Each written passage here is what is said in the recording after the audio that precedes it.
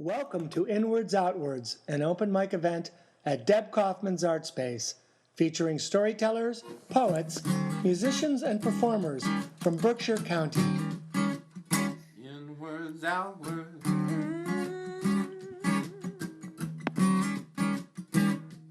Inwards, out.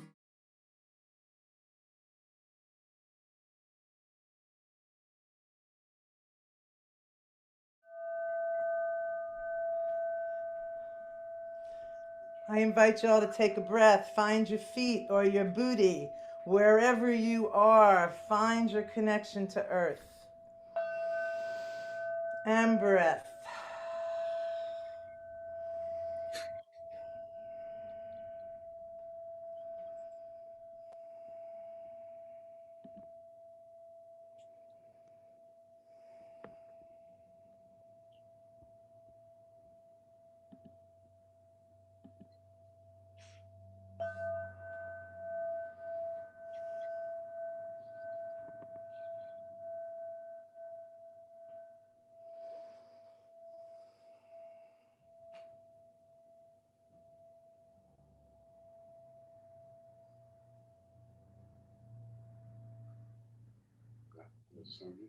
Yeah, Sonia's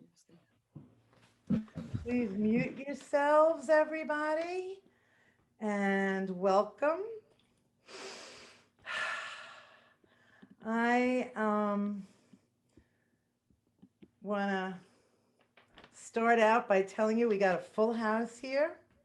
We've got 2 screens full, which means we're well into the double digits for iWow tonight on Zoom. Once again, if you're just popping on, the chat tonight is only to be used for signing up. And then there might be a few things we'll be putting up in there, but not for, sometimes people use chat rooms for comments and applause and those sort of things, but we're not going to do that. It's too confusing. So I first want to thank you all for coming.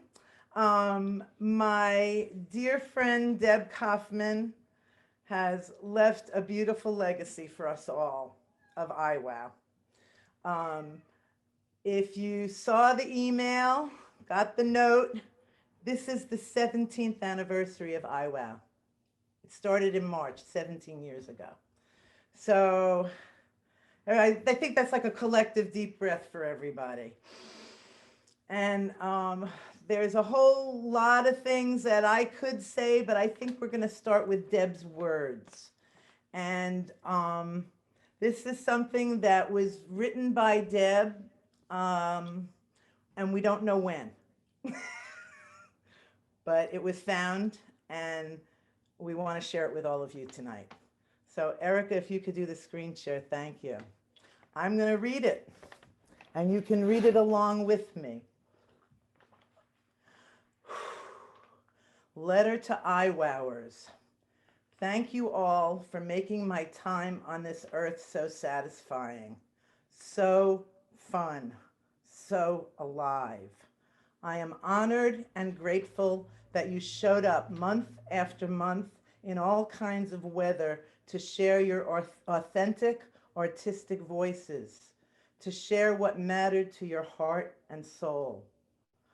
I bow to all of you, to your friendship, your love, your support, your kindness, your hearts. May your voices continue to inspire all those who hear you. With great love, Deb.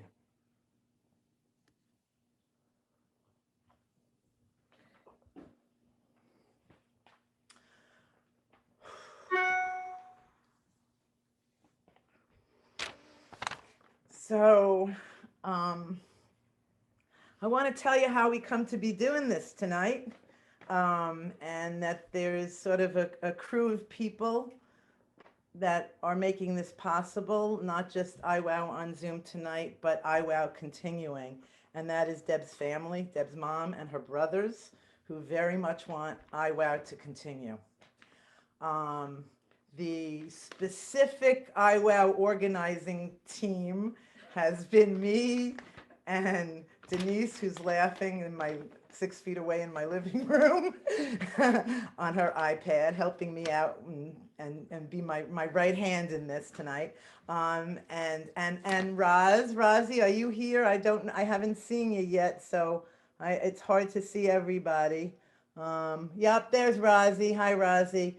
And Rosie and Erica. Erica Spees. Erica is our Zoom extraordinaire tech wizard, hosting the tech aspect of what we're doing tonight and going forward. I just want to mention, if there's anybody, because we are recording it, if there's anybody who doesn't want to be recorded, or when CTSB edits it for us, when we're done with this tonight, you can ask to be edited out. So if that's something you want to do, I would suggest you send a direct message to Erica to say that you would like to be edited out if that's something that you want. Is that the way to do it, Erica? Can you tell me? I just made that part up. Sure, that'll work. Yeah. Okay, that'll work. All right, great. So we, in the past, I know that sometimes when CTSB has filmed, there have been people, the people have always been given the option of not being filmed. So we want to leave that open for people, of course. Oh, Denise, I see you. Hi. This is so wild. She's like right here in my living room. Okay. Okay. So, IWOW. Okay. So IWOW is going to move forward under the amazing guidance and leadership of Denise. And you better unmute yourself for a minute. And Denise is gonna be putting an email out. Actually, if you can do this on the chat. Oh, Denise, maybe you can put it on the chat. Do you want to put it on the chat? The email? Yeah, we'll put the email, the new email for IWOW. It's going to be iwowartspace@gmail.com. Easy to remember. iwowartspace@gmail.com. I will just mention that it was not until this past week that we really had access to Deb's email lists and could consolidate, and so there may have been people along the way that weren't contacted that we did the best we could. So anyway, so iwowartspace@gmail.com, and down the line, okay, as we mentioned in the email also, is that the gallery, the art space, will be continuing. And once we get past this physically distant time, because here we are not socially distant, we are socially connected in a really big way here at IWOW tonight. Okay, once we get past the socially distant time, then what we're going to be able to do is have IWOW again in the gallery, as well as have the gallery used for other things. And that's all in the process of being worked out. And Denise is going to, are you still muted? Do you want to be muted? Still muted. She's trying to unmute. Denise is the go-to person. Right. But okay, so she can't unmute right now. So that's in the works, just so you all know. If you would like to consider hosting at some point, pop Denise an email and tell her that. If you, whatever. Maybe if you have an idea for a theme, pop Denise an email and tell her that. Okay. So this is where we're heading. We're going to keep it going. And, I'm breathing. You're all here. We're going to make it up tonight as best as we can. I think I got most of the things on the list. Oh, yeah. The other thing people have been asking about is Deb's art and soul support cards and her prints and, what might be available, because they want to share her art with the world. And all of that is being worked out. So hopefully by the time next month, April IWOW happens, there'll be more information about how all that can happen. So it's sort of, that process is underway. So yeah. The other thing, the other thing I'm just going to say is before I go any further here. We have a theme tonight. Yes? Nod your head. Yes, we have a theme. The theme is the beginning. And of course, I did take that from Deb's beautiful cartoon that was part of the obituary, that if you didn't see it, you can still access it on Facebook or through the Berkshire Edge, I'm sure, in their archives, or the Berkshire Eagle. That the end is, wait, let me get it right. Denise, help me. The end is just the beginning of something else. The end is just the beginning of, does that sound right? The end is just the beginning of something else. So this is the beginning. It's the beginning of a new way for us to be together in community without our friend Deb. But we're still doing it. Okay? That's the plan. So in honor of this theme, the beginning, I thought I would start out, first of all, by doing something I've never done before at IWOW, which is for the first time, play my new electric guitar. And you're all going, ooh, I'm sure you are.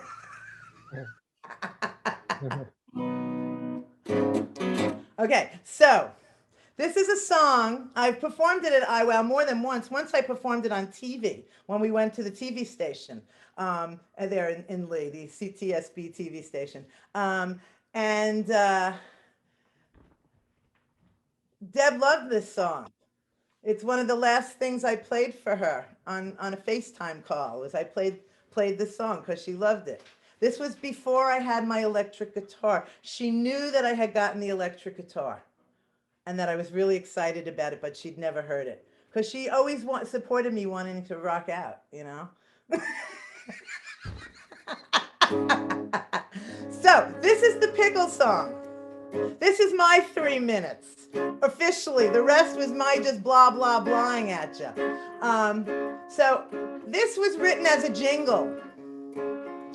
I'm going to teach it to you. This is a sing-along, but do not unmute. Stay muted.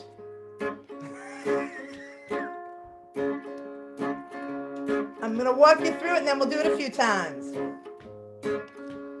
Crunchy softness, lingering sourness, memories matter. I devour this fully Jewish pickle. Okay, you ready? Crunchy softness, lingering sourness, memories matter. I devour this fully Jewish pickle. You ready? Crunchy softness, lingering sourness, memories matter. I devour this fully Jewish pickle. One more time. Crunchy softness, lingering sourness, memories matter. I devour this fully Jewish pickle.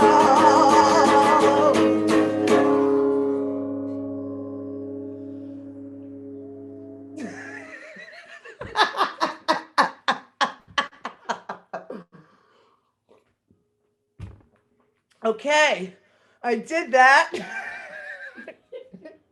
Thank you all. All right, so this is what we're gonna do. Oops. I got to put my water someplace where I'm not going to drop it.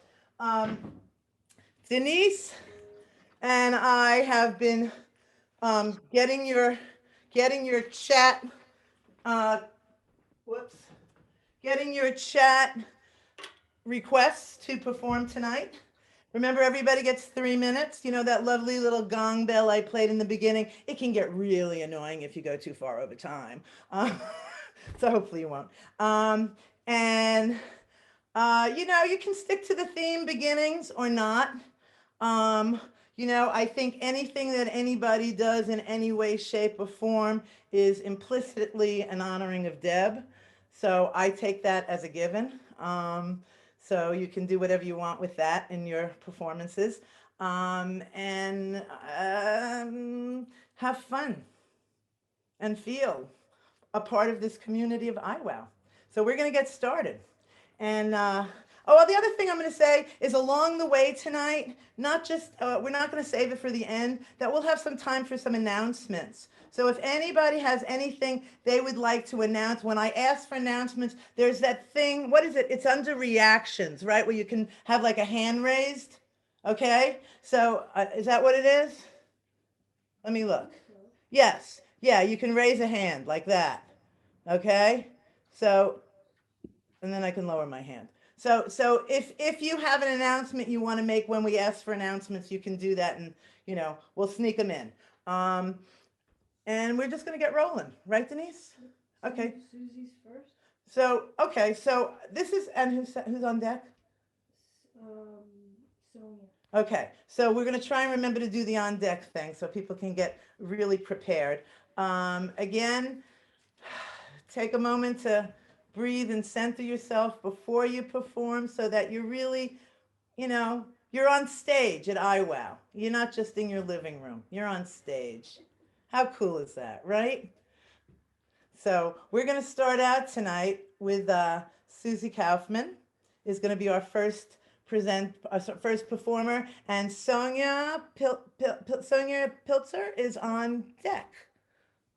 And that's what we're going to do. And we have 2 full screens, so we have a good full house here. Enjoy. Sonia, you have to unmute Susie, you have to unmute yourself. I did. Okay. Yeah, all set. Right? Thank you, Jeannie. Hi, everybody. I've been thinking whenever I have a question or a concern and I'm not sure which direction to take, I've been thinking WWDD, what would Deb do? And it never fails, right? It's a very, very good form of advice. And one thing that Deb, I know for sure, really loved was she loved to laugh. So one time we had the prompt dogs. And I thought, what do I know from dogs? I know nothing from dogs. I don't have a dog. So I decided to do just a doggy humor piece. And I'll try to do some of this. It's called Shaggy Dog Story. Years ago, long before I lived on Bow Wow Road, I had a friend named Bernie, who was such a self-satisfied do-gooder. Everyone called him Saint Bernard. He was a less than satisfying date, but since my mother kept me on a short leash, I sometimes had to resort to running with him. One Saturday, during the dog days of August, I went over to his place, panting and begging to go out to an air-conditioned movie. I mean, I literally sat on the floor begging while Bernie lay on his father's Barca-lounger, wearing nothing but boxers. Please, Bern, I whined. They're showing Dog Day Afternoon at the Revival Theater. Absolutely not, yelped Bernie. I'm not going to rummage in the gutter just to watch Al Pacino. If I take you to the movies, it's got to be family entertainment, maybe 101 Dalmatians. I guess I was barking up the wrong tree. In the end, we went to the kids' movie. All of a sudden, I heard what my mother would have called a wolf whistle coming from the balcony. I turned around and sure enough, there was John Rottweiler. Everyone called him Johnny Rotten. Bernie heard it too. His expression took on a hangdog look. Let's get out of here, he suggested. We can get hot dogs at Alpo's, the local hangout. Bernie seemed to think the suburban ambiance there would be chill, but the sound system was playing Snoop's Doggy Style, which made even mild-mannered Bernie growl. This guy Snoop is an evolutionary throwback. Darwin probably studied him on board the Beagle. Just on cue, Rottweiler pranced over, drooling, and said, "Hey, little chow chow, how about dumping this hound dog and coming over to my place? I've got some vodka and grapefruit juice. We could have greyhounds." I met Johnny's mother, a piece of work. She was already half under the table when we got there, all done up in a vintage poodle skirt and studded collar. Some people said she was man's best friend, if you get my drift.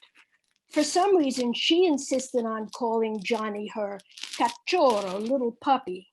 This was amusing since at school, Rottweiler was definitely a pit bull.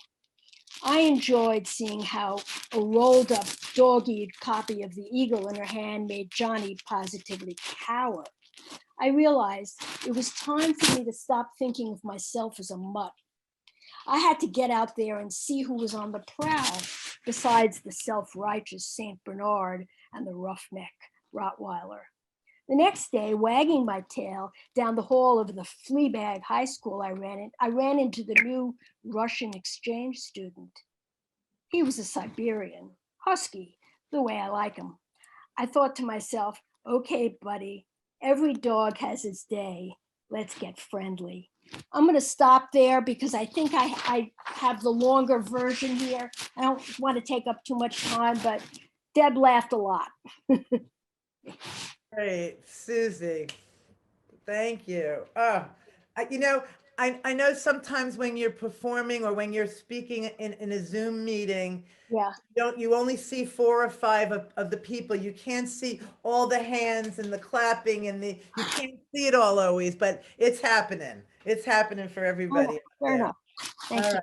So we've got Sonia coming up, and on deck is going to be Kate and Robert. But before you speak, Sonia, there's something I wanted to just mention real quick that I forgot to mention in the beginning.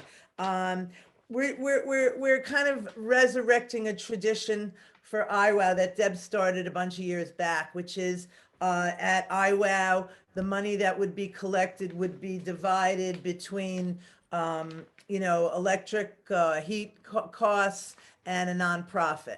And Deb also used to throw the hosts a few bucks also. So basically we're starting the thing of donating to a nonprofit every month for IWOW. And this month we are donating to one of my favorite nonprofits, which is CHP Family Services Food Pantry. And the way that it's going to work, Erica is putting it onto the chat. Okay, this is why we've asked that the chat only be used. By the way, if you still want to sign up, there's plenty of room. We have room if more people want to sign up. Okay, so if you came thinking, oh, there's too many people signed up and there won't be room for me, even if you haven't prepared anything, feel free to wing it because, some of us like that winging it thing. So this month, what we're going to do, okay, is we're going to post the link, and you can either copy paste that out of the chat, or you can, click on it from the chat, whatever you want to do. And you can make a donation in any amount that you would like, if you would like to make a donation. And Community Health Program, CHP, Family Services, runs a food pantry. They do a monthly food distribution truck. It happens on the first Tuesday of every month. It was actually this morning. And the amount of families that have been needing food, as you all know, is massively on the rise, has been on the rise, and apparently it's continuing to rise. It's a little complicated. Basically, the link will take you, or you could just go to their website, CHP, and you click on, there's a donate button there. So, but what you would do is you would click on the campaign would say Family Services, and then there's a box for notes, and in the notes you could write food pantry. Or if you want to donate it to all of Family Services programs or all of CHP, feel free to do that. But we wanted to specify the food pantry, and also in the notes, if you would write IWOW, and that way CHP can keep track of how many donations they get from IWOW participants, and they can let us know what we were able to do. So we can let you know that next month. Does that make sense? Yeah? Okay. If you have any questions about it, just click on the link and, hope you get there. But if you really have a question, you can ask me later. All right. So we're moving on. Sonia, you ready? I'm ready. You Take ready it for away. me? You ready for me? We are. Okay. I took to heart the prompt of the beginning. And I actually went to Deb's website and I was just, I don't know, I was just really feeling it. So I wrote this, the beginning. We're all thinking of you, Deb.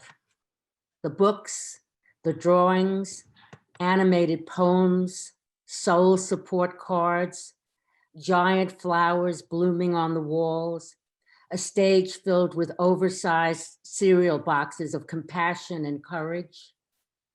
But for me, your most important creation is IWOW, inwards, outwards, inwards, outwards. IWOW is us, this ragtag collection of artists, writers, dreamers, music makers, Luftmenschen, people of the air, searchers, psychics, psychos, all here, all speaking our truth. A place to do the scariest thing in the world, to perform in public. We stand up.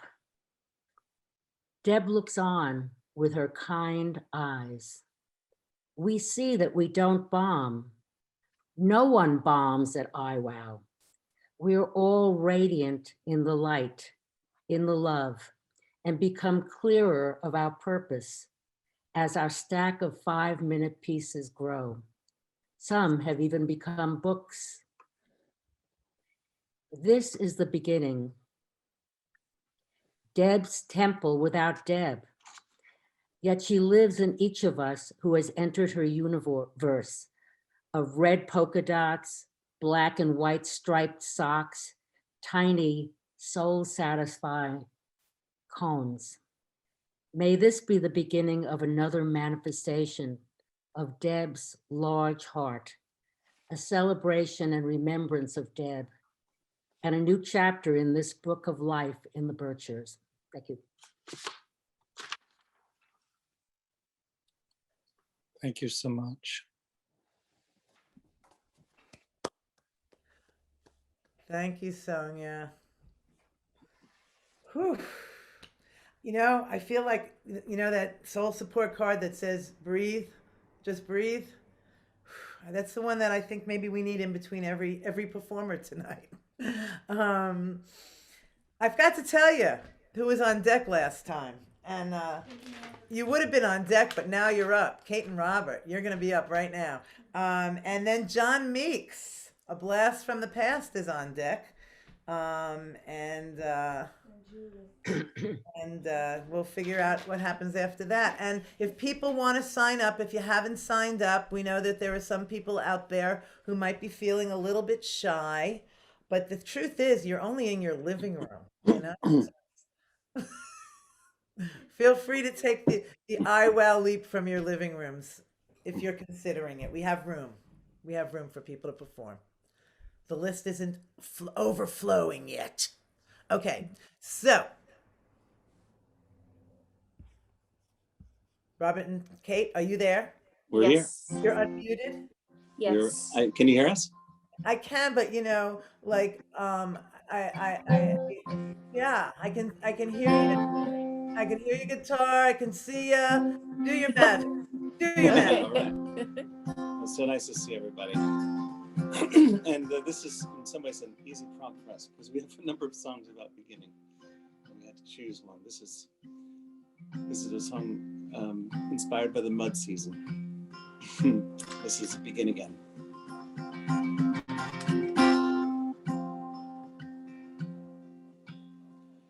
Up in the early morning sun, All the ice is melting.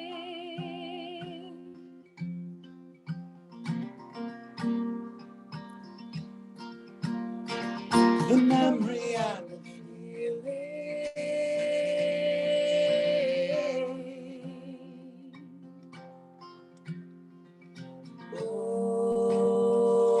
Oh, begin again. Oh,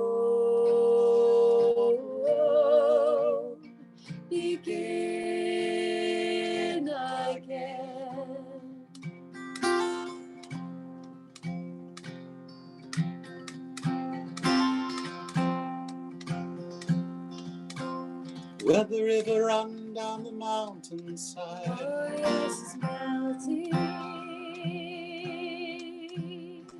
And I listen as I sit silent beside to the voices softly singing.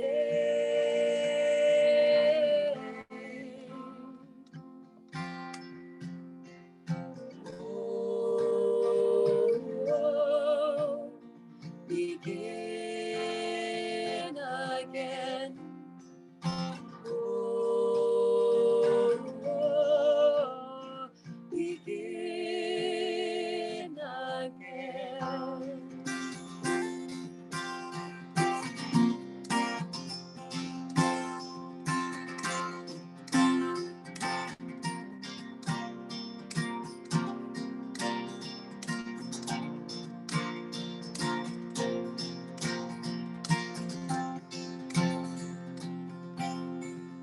with one boot in the mud, the other in the snow. Oh, the ice is melting. Oh, the ice is melting, and I know there isn't too far to go till I'm back to the beginning.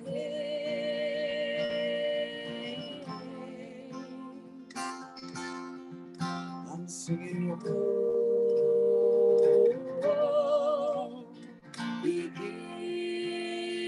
again. Oh,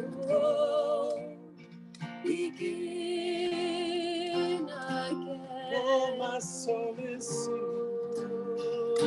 Oh, Begin again. Oh, it's singing. Oh, begin again.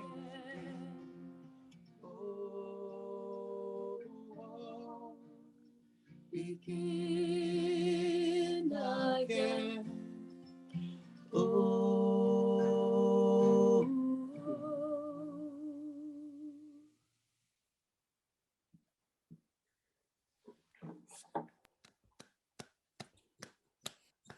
Thanks, everyone, Yeah, it's good to see you all. for Deb. Yeah. Thank you. Kate, I read something, in all of the thousands of things people have been writing and saying about Deb over the last little while. I read something that I think you wrote about that you guys felt like the first time you came to IWOW, it was like going to church, like you came out of there going, Yeah. we were in church. Yeah. That's right. It And did. Yeah. and you just, I'm Jewish and I never really went to church and I never really went to temple, but that song, Oh, part of thank why I you. went to church. Yeah, I think what Thanks, one Jeannie. of the most beautiful legacies and what the atmosphere that gets created by a community like this coming together in a safe and heartfelt way, especially now, is that it has a holy feeling, and that has been apparent to us every time we've attended, and we could have had the crappiest day, and been exhausted, and we'd be like, I don't know. Do we want to go out? So who's trying to get some, we could be in our pajamas and go home and just like hide in the covers. And we'd be like, no, let's go. Because whenever we go, we feel amazing after. And that would just always be true. So we're so internally grateful for that and for you guys. So I think you're speaking for everybody. yeah. I think you're speaking for we could do that collective thumbs up thing because Yeah. it's going on big time. Yeah, we love you guys. Thanks, you guys. So I want to tell you what's coming up here. We've got John Meeks is coming up next, and Julie Balter is on deck after that. Is that right, Denise? Denise is so good. She's crawling around on my floor and writing things down, and I love it. Whoever's going to be the host in the future, you got to have a right hand. Okay, you got to have somebody to help you figure out, not the Zoom tech stuff, because we got Erica doing that part, but all the organization of the flow of the evening. You need a right hand. So Denise is my right hand. She's also my left foot, but I didn't tell her that. Okay, so John Meeks, who's probably going to make us laugh. John Meeks, if you don't know, it was host of IWOW for a while, way back in the early days of IWOW. At that point, we didn't have rotating hosts very much. John kind of had a regular gig. So, John, I don't know where you are, but can you unmute yourself? Yes, ma'am. Okay, give it to us. All right. Yeah. Well, before I read what I wrote here, I'm just going to say that for just a little while longer, I'm going to pretend that Deb is still here with us and she's sitting in her stage left seat and she's looking up at the stage. And so I just wrote something as if that was the way it is and took your suggestion to heart. The beginning. 65 years and 9 months or so ago, my father ejaculated into my mother's vagina. Don't really want to imagine that, yet it's a fact of life, evidenced by my being here tonight. I don't know how sex began that night or ended. It was 1955. My parents had been married for 10 years. They had 5 children already. Was it romantic? Perfunctory? A religious act from my devoutly Catholic mother? A sexual one from my non-religious father? Afterwards, was there cuddling? Did they fall asleep together as they normally slept in twin beds, separated by a nightstand? Was there any thought in either of them of what they had done may lead to? 40 to 200 million sperm began their swim seeking out a single egg. An interaction took place in a space the size of a single grain of sand. 9 months later, on March 2nd, 1956, a pregnancy ended and my out of the womb journey began. That's right, today is the day we call my birthday. But thinking about this, many things occurred to me I'd never thought about in my 65 years. When was I conceived, for instance? I went back, I counted back, and it's possible that I was conceived in the night of my older brother's first birthday. Did my mom make my dad wait a year? Was there drinking involved to celebrate? I'll never know. Maybe it took being alive for 65 years to have the distance to think about that night. Another new thought was, and this is a pretty serious one, is that the birth, which is heralded and congratulated with fanfare, also marks the end of the pregnancy. I never really thought about that because it's always focusing on the birth as a beginning.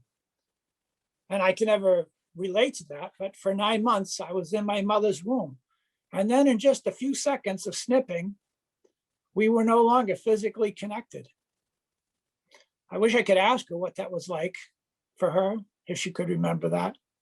I know for me personally, it must have been pretty confusing. I was in a space that was warm, moist. Everything I needed was taken care of instantly. And just like that, I was out, cold, and I had to ask for other people to meet my needs. So here I am, today my birthday, and I saw the date, and I said, well, I think that's the way I'm going to celebrate, to go back to the inwards, outwards, where I had so many wonderful, warm, loving memories of hosting for almost 2 years back in the beginning days. Thank you, Jeannie.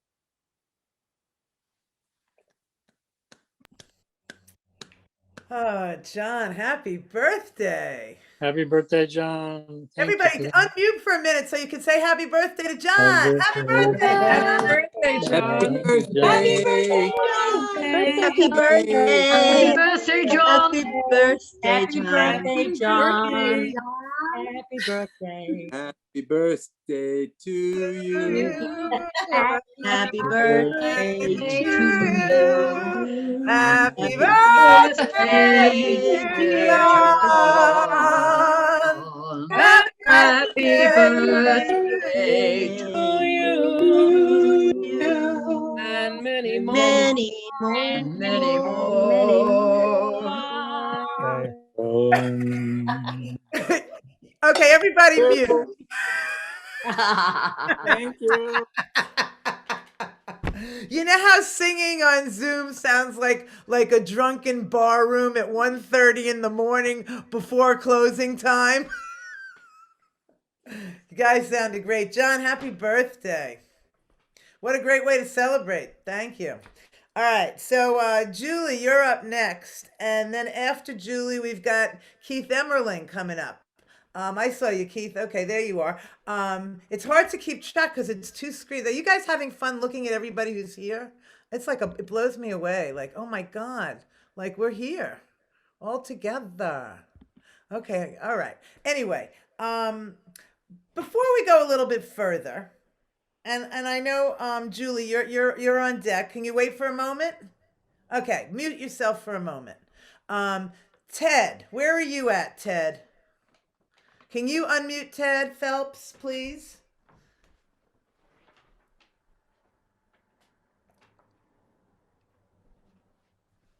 You're still muted, Ted. Yeah, I was writing a thank you note to John for his essay, so I couldn't get out of that. Okay.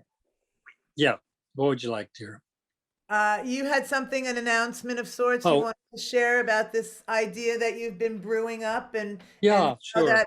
that dovetails with the continuation of IWOW. Yeah, thanks for remembering. Last month, I started a spreadsheet on Google. The idea is that we've never had a list, maybe in John's day, but we've never had a list of each other we could look at, or how to email somebody or phone them up. There of course has been an email list that Deb Kaufman has to send out to everyone, but we don't send back to that. So there is an email that has about a dozen people on it. The way you get on it is to somebody who's on it and knows how to do it, clicks share, and they put your email address in, and you then get an email invitation to come into this spreadsheet. You can then go and put in your name, call yourself whatever you want, put in an email address if you want, a phone number if you want. You can put a note about your relation to IWOW if you want, stuff like that. So if you're confused about how to do that, you could email me. Jean knows about it. So Jeannie Bassis. No, well, don't email me. No. Don't do that. Okay. No. What I think, Ted, I think you should, Ted, why don't you put your email in the chat, and if people are interested in knowing how to, get a hold of people, and share that, I mean, like, one of the things that IWOW has been over many, many years is it's been a place where we've all not only made friends, but we've created, work opportunities for ourselves through IWOW. People have actually got paying gigs through things from IWOW, and made connections with people in different ways. And I think like using IWOW as kind of a bulletin board of sorts, as making announcements is one thing, but you're offering to take it further, and I think that's great. I think, personally, the process was a little complicated to me. I'm not that tech savvy, so if somebody's interested and you can walk them through it, I think that'd be great. Okay, thank you. I just put my email, phelpstk@gmail, into the chat. Fabulosa. Denise, I need my list. Use IWOW in your subject when you write to me, and that'll help. Okay. Great. So Julie, sorry to make you wait so long. And Keith, remember you're on deck. All right, the show rocks on. Okay, hi everybody.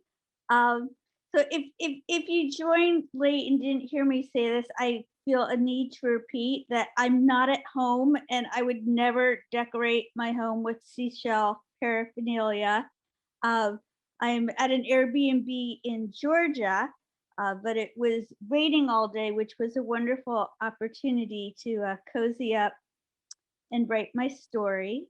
And I took the theme to heart, so here we go. St. Augustine, Florida, the oldest settlement in the United States, is a logical stop on my northward drive to the Georgia Sea Islands.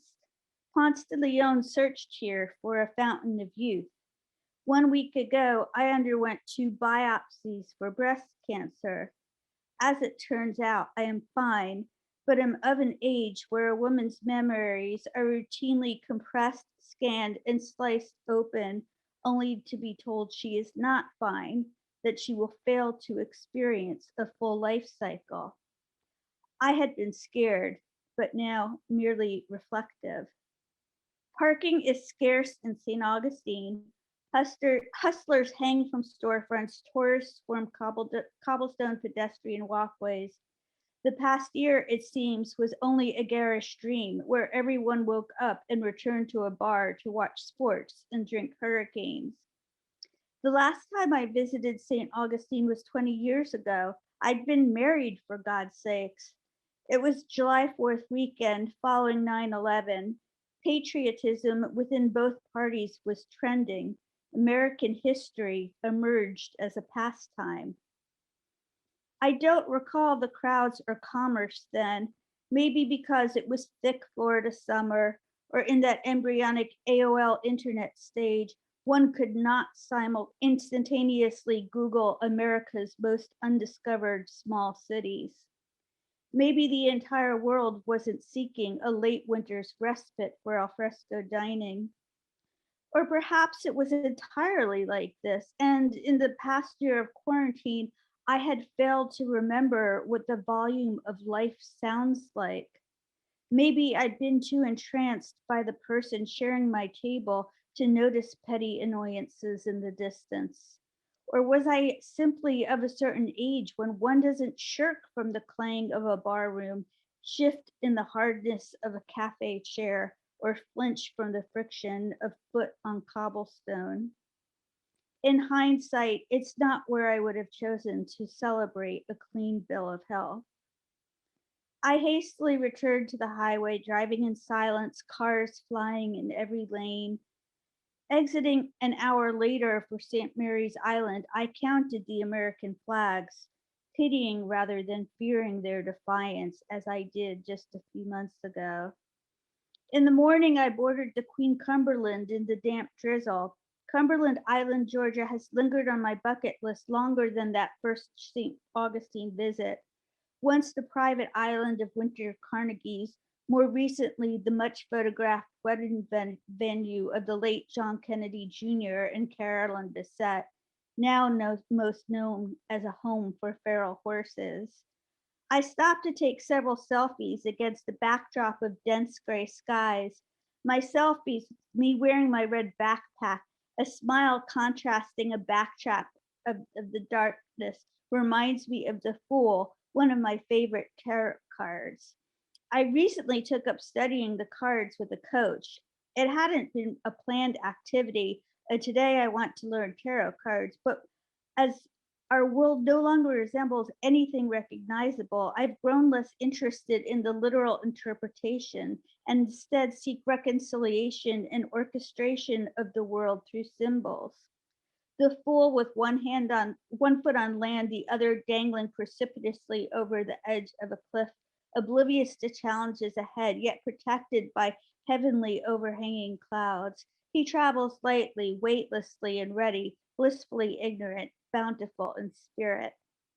The rain concedes to clear skies. I follow the hiking trails to the miles of expansive shoreline. Everywhere I see the abandoned horseshoe crab shells the size of basketballs. The shells remind of strewn soldier corpses on Normandy beaches, or of the 500,000 humans wiped from the earth within the country within a single year, of millions of women stricken by a deadly disease that didn't have a name in centuries past. Horseshoes have existed for over 400 million years with only minor evolutionary adaptations.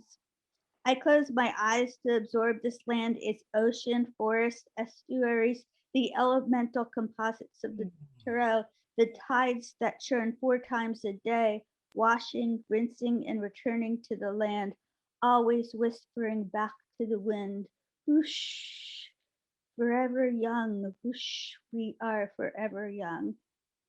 Thank you. Whoosh. I love it. Whoosh. All right. Thank you, Julie. Whoosh. Everybody just try it. You know, I forgot that thing that we were going to take a breath in between, but take a breath and let out a whoosh. Whoosh. It's very satisfying, that shh. All right. We've got Keith is up next. Keith Emmerling is up next. And is it Diana who's on deck, or is Steve going to do something tonight? It came up as Steve, but I'm imagining Diana, that's you. I don't see you, so we'll figure that one out when we get to you. But Keith, why don't you, I guess you wrote something? You going to read something you wrote? Yeah, I've got a little something. I also was going to talk about just, I was thinking, the theme is the beginning, and I don't know what the beginning is when I met Deb, but I know that, I was going through my artwork just the other day with some people, and how much of it was done in Deb's Saturday morning drawing class. And I was just really grateful, and it really was touching to share that with people. And I read something last time from that, but I wanted to share something else. It's a little thing I wrote that I thought fit well. It was a cold New England evening, and the last trace of light flickered over the horizon. The smell of a hearty soup filled the room with hints of bay and savory. The gentle drift in and out as the ticking of the well-worn second hand moved along the circle of time. Envious of this gap between one moment and the next, she departed on her way. And I normally prepare something for IWOW, but this I just kind of winged a little bit, and that was the beginning of something else. So thank you, Deb.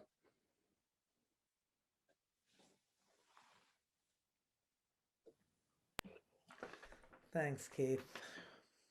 That was sweet. Yeah. Everybody probably has their story of when they first met Deb, but I would love to see a show of this. How many people first met Deb via IWOW? How many IWOWers? Wow. Let me see if I can look at the other page. Keep going, keep going. Wow. Look at all those hands waving through IWOW. Oh man. Well, I met Deb probably about 27 years ago. And there was a group that was started in the Berkshires. Some of you might know Ani and Bill Grosser. They're psychotherapists, and they had lived in Queens and had started a similar group in Queens, and were not even full-time living up in the Berkshires, but started something, and they called it the Berkshire Holistic Berkshire Network of Holistic Practitioners. That was it. And a lot of the people that I know in my life in the Berkshires, I met there. Some of my favorite people. And so Deb was one of those people. That's where I met her. Anyway, okay, enough of me. So, is it Diana? Are you?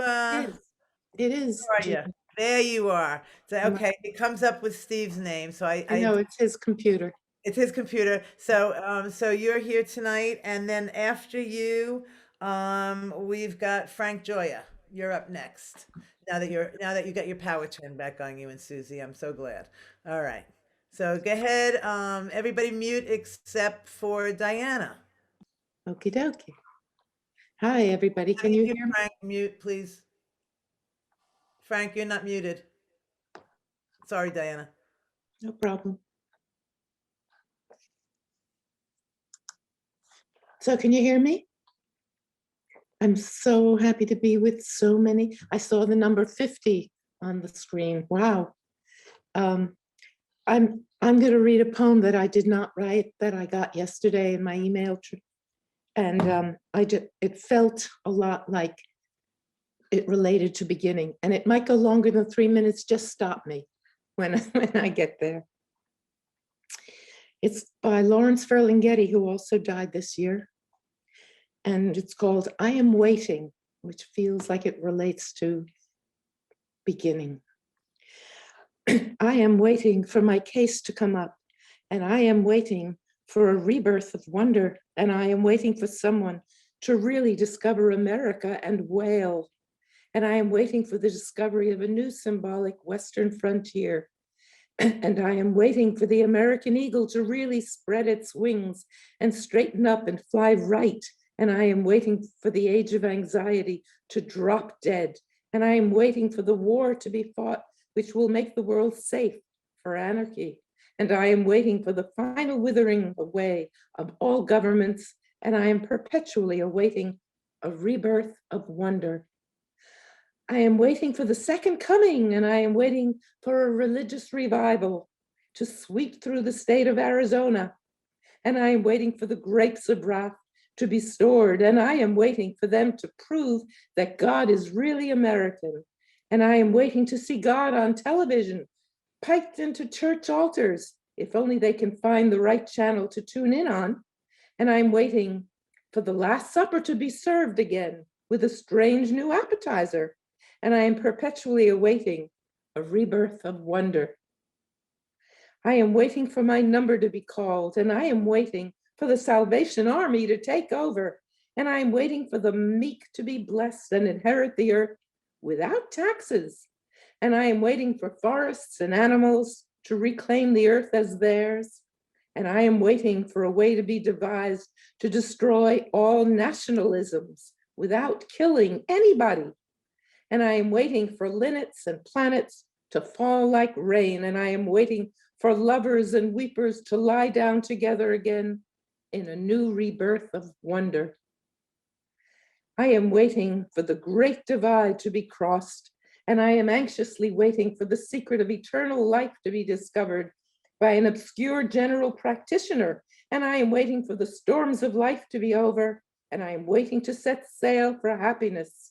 And I am waiting for a reconstructed Mayflower to reach America with its picture story and TV rights sold in advance to the natives. And I'm waiting for the lost music to sound again in the lost continent in a new rebirth of wonder. I am waiting for the day that maketh all things clear, and I am awaiting retribution for what America did to Tom Sawyer. And I am waiting for Alice in Wonderland to retransmit to me her total dream of innocence. And I am waiting for Child Roland to come to the final darkest tower. And I am waiting for Aphrodite to grow 5 arms at a final disarmament conference in a new rebirth of wonder. I am waiting to get some intimations of immortality by recollecting my early childhood, and I am waiting for the green mornings to come again.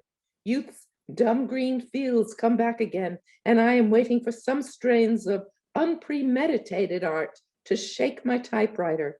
And I am waiting to write the great indelible poem, and I am waiting for the last long careless rapture, and I am perpetually waiting for the fleeing lovers on the Grecian urn to catch each other up at last and embrace, and I am awaiting perpetually and forever a renaissance of wonder.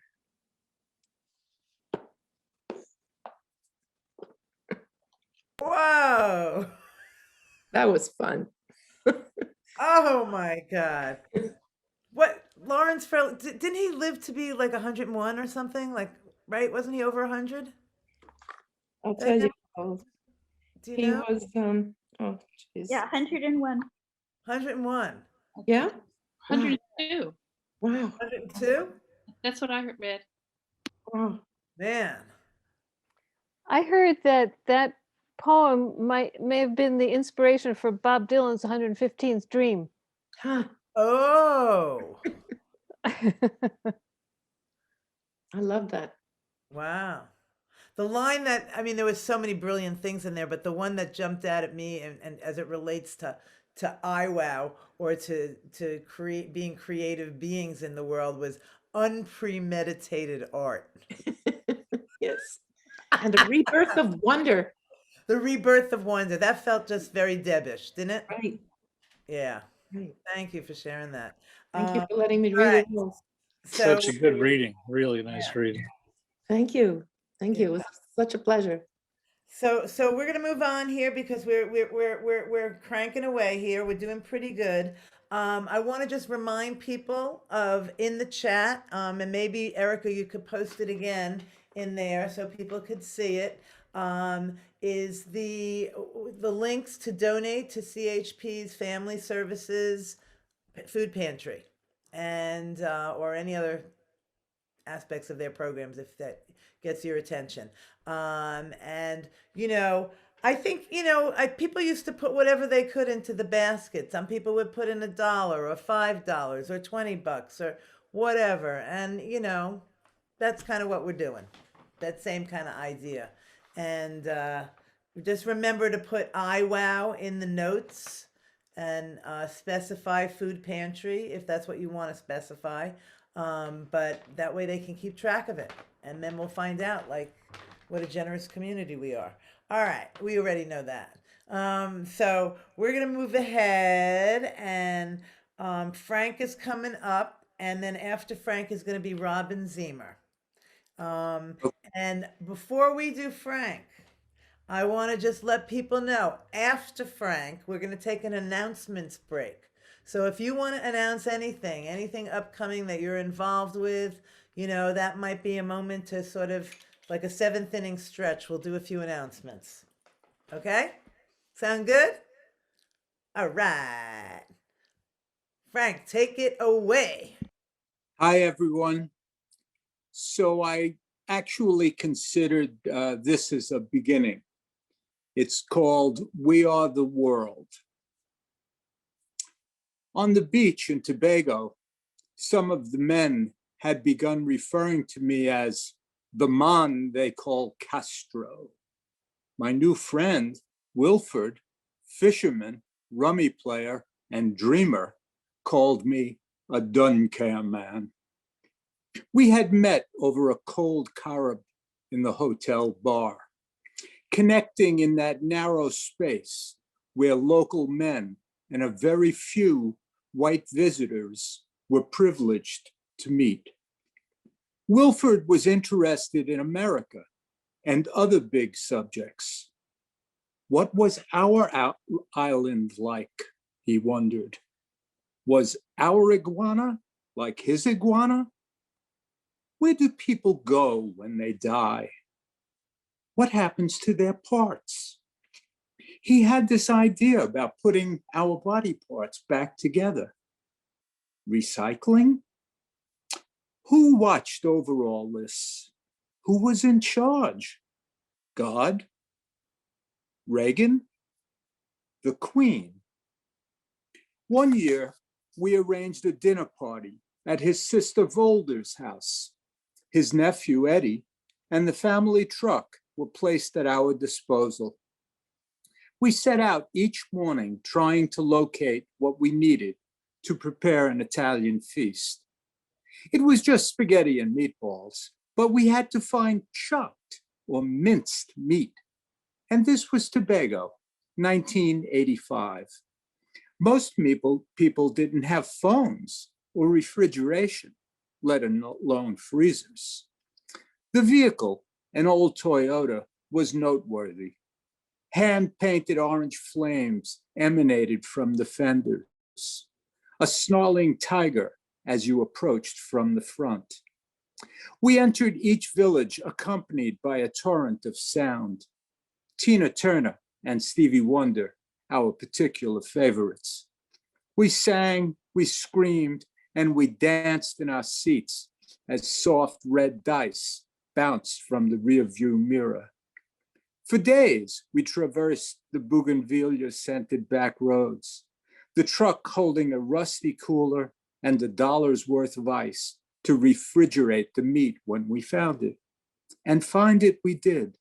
An old man in a blue bathing suit and a Yankees cap who raised a few scrawny goats, had electricity, and a freezer that appeared like him to be somewhere between 50 and 100 years old.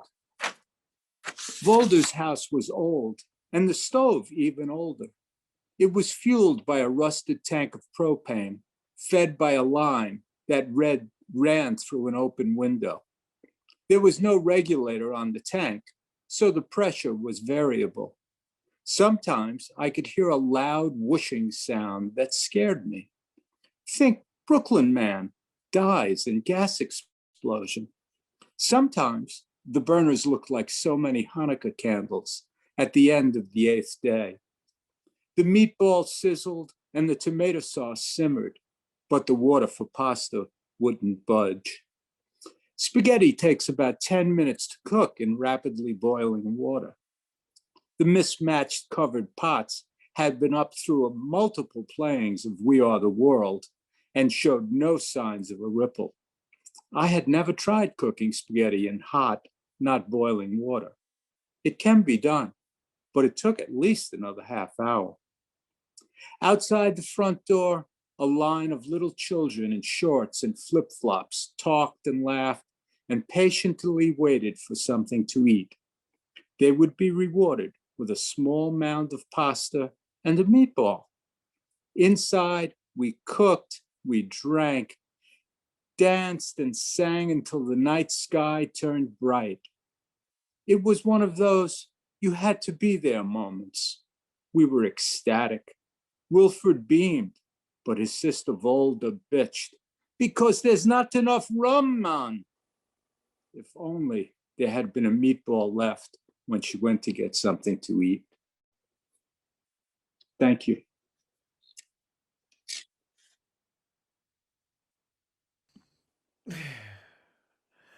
Thank you, Frank. Can you see the hands going? Thank you. I can see the hands going. Thank you. You know, one of the things that I think all of us who have been privy to IWOW all these years always marvel at is what great writers there are in this community. We got a bunch of them. We got a bunch of them. You're right there on the list, Frank. Thank you. Definitely. Yep. Well, Julie before and Susie. I mean, we got great writers here. I mean, look, even Lawrence Ferlinghetti stopped by. I mean, look what we got going on, you know? All right. So, Robin, you're on deck, but I said we were going to do some announcements first.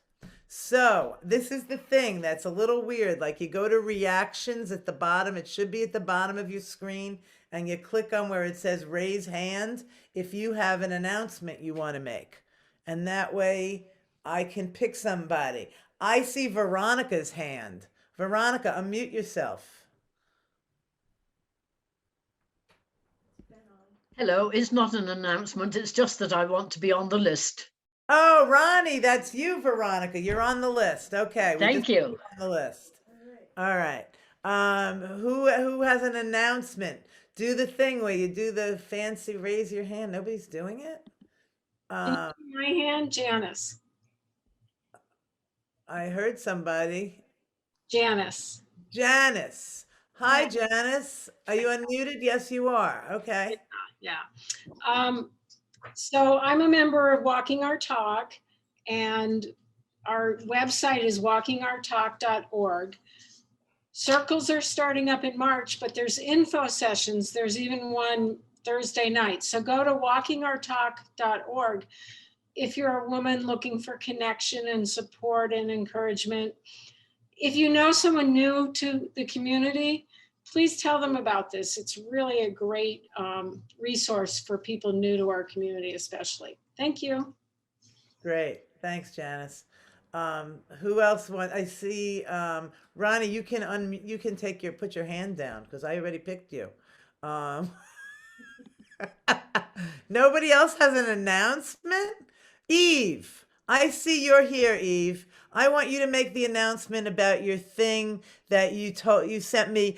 I think you sent me an email, a Facebook message, and a text message about, because it's so damn cool. So would you please tell people what what about this cool announcement of yours? Well, I would like everyone to share in my joy, in the Berkshire Center for Justice's joy, that the Massachusetts Bar Association selected me to honor me with their Access to Legal Services Award. So it's just an absolute joy, and to be honored by the Massachusetts Bar Association in this statewide award it feels so good. It's really great. And there is a Zoom free event. Would like to participate, you need to pre-register and then they send you a link. Can you So, put that in the chat? Can you put the link to that in the chat? Or Or Eve, why don't you put your email in the chat? It's so if people can get a hold of you about it if they want. Okay. They want to go.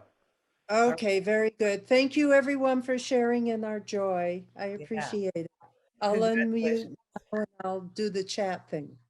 And I just want to say, Eve, just because it was a lot of years ago, but I once absolutely was able to benefit from your services there, and I really appreciate that you guys exist and that you help so many people. So thanks. Anybody else have anything going on they want to tell the world about? I mean, it's not like people are doing concerts and art shows.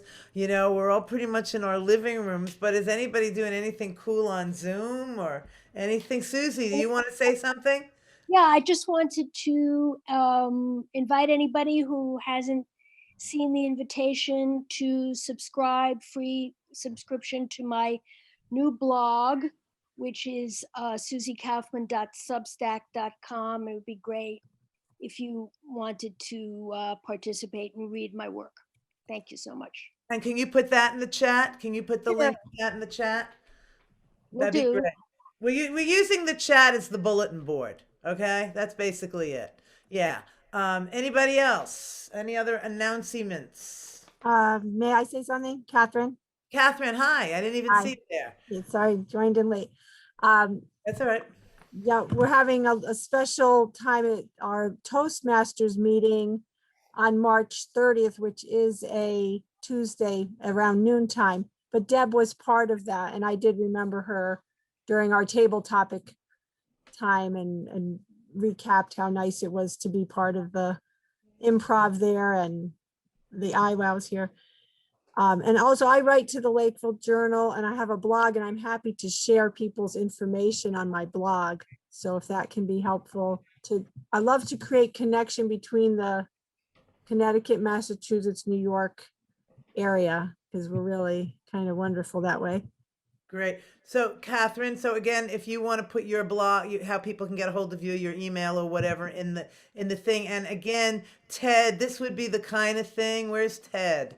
Ted, if you want to jump back in for a quick second here. Hello.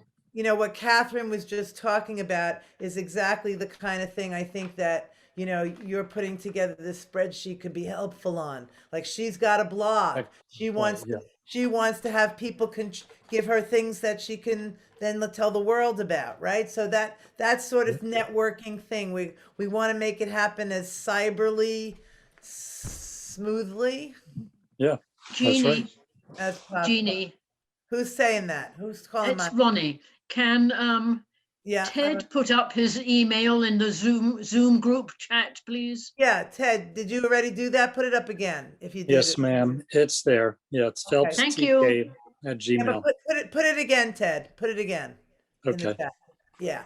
Okay. Any other announcements? Yeah, just to let you know that we're giving a concert on March 25th online on Zoom. It's hosted by the Jacob Edwards Library in Southbridge. It's a Massachusetts Cultural Council event that is in honor of Women's History Month. And we'll be sharing the event with another singer-songwriter named Kayla Farnham. He's a good friend of ours. So that's on March 25th at 6:30 p.m. And there's information about it on, if you go to the Jacob Edwards Library website in Southbridge or oaksandsmith.net. Okay, so once again, Robert, put it in the chat. So that kind of thing is there. People can always copy paste out of the chat and have that information that that people can know what's coming ahead. This is instead of handing out flyers, Anybody else? Any other announcements? Raji. Hi, Raji. Hi. So I would like to invite anybody who wishes to move and yet hasn't moved to, private message me on Facebook, because I have 3 small trampolines that I put outside. And I also have 2 hula hoops. And I just love to jump around on my trampolines, and I face a mountain and it's beautiful. And anybody who's just so inspired and is wanting to move, I live in Housatonic, not far from Deb's studio, and would love to jump up and down. We could have our socially distant our socially distant jumping. And I actually have 3 trampolines. So if a couple want to come, and we could jump around, and I'm just inviting whoever wishes to private message me on Facebook, or I'll sign up with Ted's email, and you can reach me through that. Thank you. Thanks, Rosie. I just have this image, you know, this everybody going up, everybody's coming down, everybody's going. All right. Anybody else with an announcement? Okay, who's looking for a friend? Anybody else want to say they want someone to come play with them? We all do. You know, like, right. So again, maybe, you know, people want to do socially distant walks, you know. You see somebody on the Zoom call you haven't seen in a while. You might say, hey, you want to go for a socially distant walk with me? You know, like, that's the other thing we're here to do, I think. Okay, anybody else want to make an announcement? Are we done with that part? Going, gone. Okay, we can make space for it if anybody does have an announcement later, just jump in. Okay, we are definitely in the home stretch here. Robin Zemer is coming up next, and Rosie, you're on deck after Robin. Well, hello there, everybody. So nice to see so many faces that I haven't seen in a long time. Jeannie, thank you for hosting. This was like a wonderful public service announcements. It was like a little intermission. So we're ready to begin.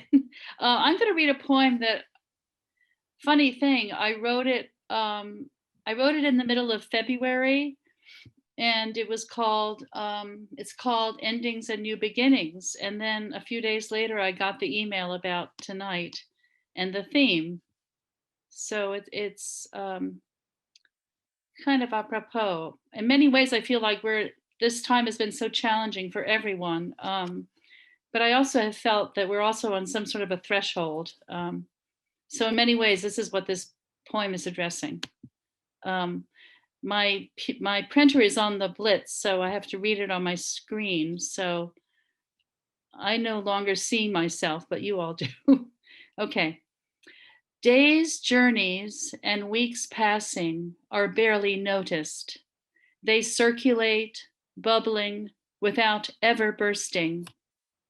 We hold on to old insides as outer unknowns scurry around without an end in sight to reveal more, just as the labyrinth of our days shows no center.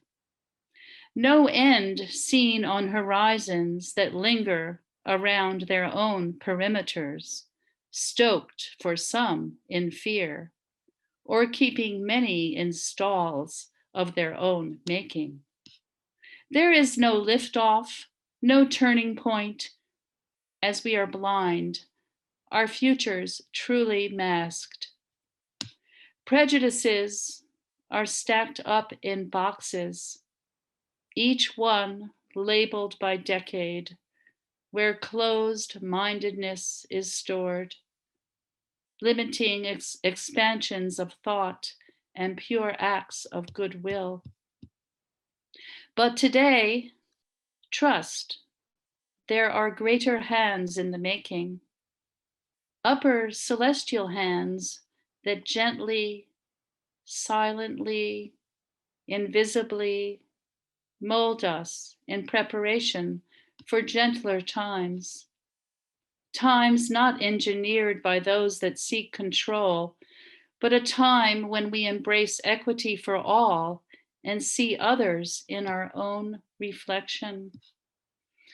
The irony here is that without separation, there lies a wider opportunity for freedom and each individual's best outcome. Thank you.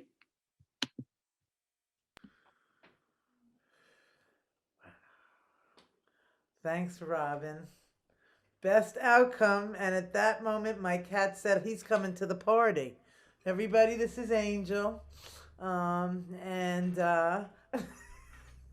Rosie is coming up next. And after Roz, Jonathan. Jonathan Hankin. Jonathan, are you here?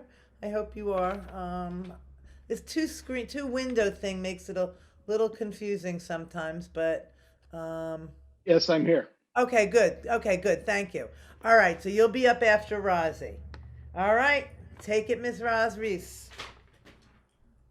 Thank you, Jeannie. All right. I guess I want to begin by saying I was in Housatonic and I saw Crane, and she said to me, Roz, I want to tell you about this dream I had that Deb came to me and was all excited because she wanted to share her new home. And anyway, that just made me happy, I'm sure, or maybe we've had different dreams of Deb's or sightings of polka dots. This came to me a month ago for our IWOW when we were gathered in our own homes and lighting candles during the IWOW time, and somehow wanted to be sung now. Here's a moment, this moment that came from the sky. Here's a moment, this moment, the you in the eye. Here's a moment, this moment, it's heavenly sent. Here's a moment, this moment, be present, be blessed. Here's a moment, this moment, the love's gathered now. Here's a moment, this moment, I feel it and how. Here's a moment, this moment, it's now just for you. Here's a moment, this moment, now what shall I do? I'll thank you and place my hand on my heart. I'll bow, yes, I'll thank you, and soon we shall part. There's a moment, this moment, as big as the sky. There's a moment, this moment, with tears I shall cry. There's a moment, this moment, my dreams tell me so. There's a moment, this moment, oops, my dreams tell me so. There's an ocean of light, that's the way you will go.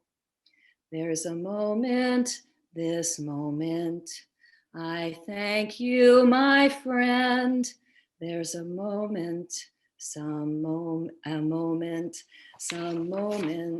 never end. There's a moment, this moment, with silence around. There's a moment, this moment, where candles abound. There's a moment, this moment, you're held and embraced. There's a moment, this moment, it's heavenly graced.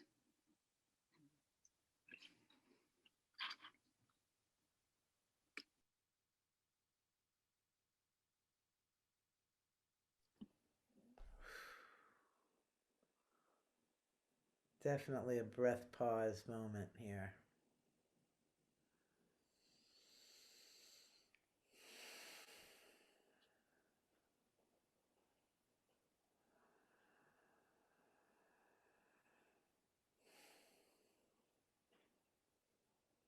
Thank you, Rosie.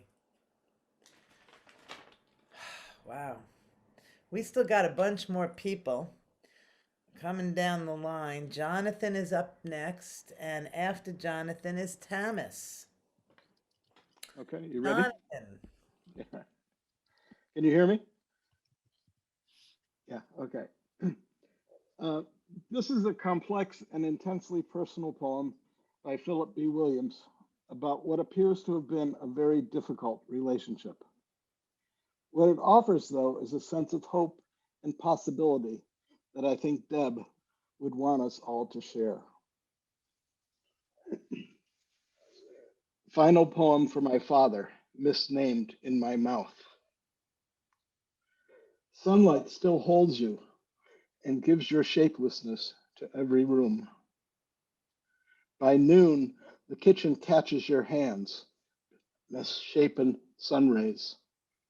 The windows have your eyes, taken from me, your body. I reorder my life with absence. You are everywhere now where once I could not find you, even in your own body. Death means everything has become possible. I have been told I have your ways. Your laughter haunts my mother from my mouth. Everything is possible. Father light washes over the kitchen floor. I try to hold a bit of kindness for the dead and make of memory a sponge to wash your corpse. Your name is not addict or sir. This is not a dream. You died and were buried 3 times. Once after my birth, again against your hellos shedding into closing doors, your face a mask I placed over my face. The final time, you beneath my feet. Was I buried with you then? I will not call what you had left anything other than gone and sweet, perhaps. I am not your junior, but I survived. I fell in love with being your son. Possibility was a bird I once knew. It had 1 wing. Thank you.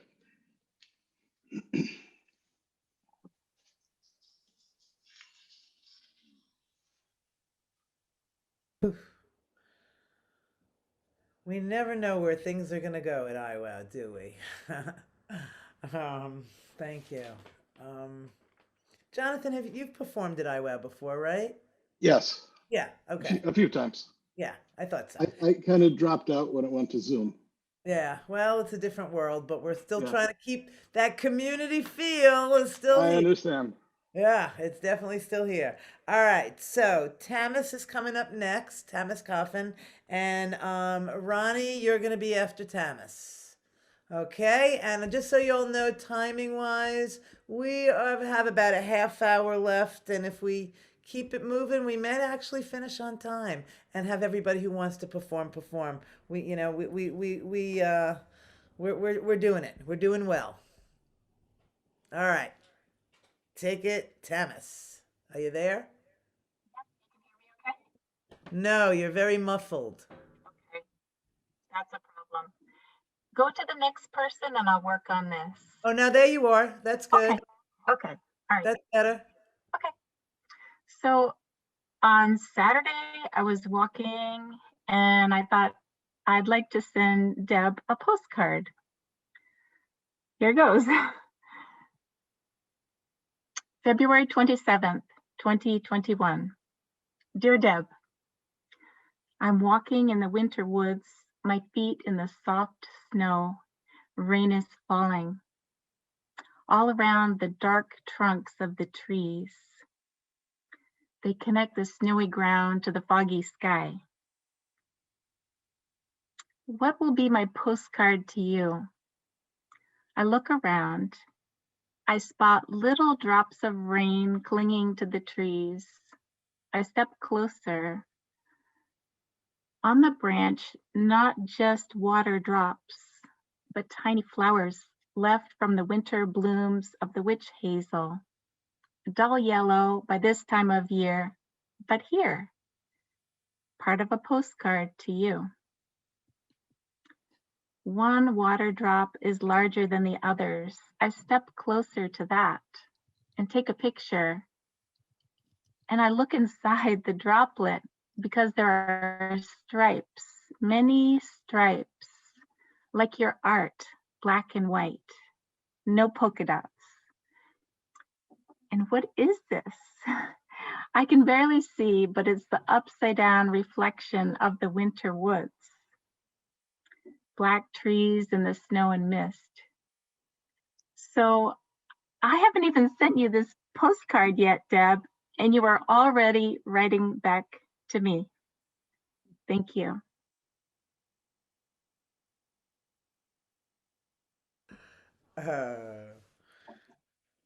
Thank you, Tamis. Your attention to nature detail. I was right there. I was right there. Right there.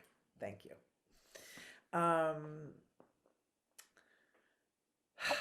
Everybody breathing? How are we doing? Okay. Ronnie's coming up. Susan Salovey is on deck after Ronnie. And we've got a few more after that. So let's keep it rolling. Can you hear me, Ronnie? I can. You got it. Take it. Thank you. Take it away. Hello, everyone. A friend recently sent me an article that she had been cleaning out, ready to move to different smaller housing. And she came across all the letters that her mother had written to her. And consequently, I was reminded of the letters that I had written to my mother. She had kept them all. On Saturday mornings, I would go to Pearl Grant Richmond in Stuyvesant Plaza, order a cup of cappuccino and pick out a card, write it to her and post it to her. And she received it every Wednesday in Australia. But she never replied to any of my letters.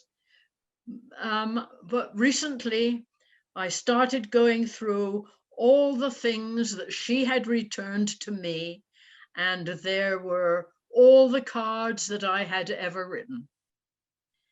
And it was wonderful because they were a journal of and not only my cards, but letters to her, including drawings when I first came to America of what I was experiencing as a visitor to this country. And then the friends mentioned sort of every now and then hearing her mother. I used to take my mother out for a drive, either on a Saturday or Sunday, and she'd get in the car, and once she'd settled in, she said, "Are you going to follow your nose?" So I would turn left here and right there and whatever direction I wanted to go, have a good sense of direction so we were never lost. And if we were in a particularly beautiful place, she would say, "Isn't this lovely, darling? This is so lovely." And I can, even now, I can feel her hand on my knee and hear her voice. And so she is ever with me. And Deb is always with us. Thank you.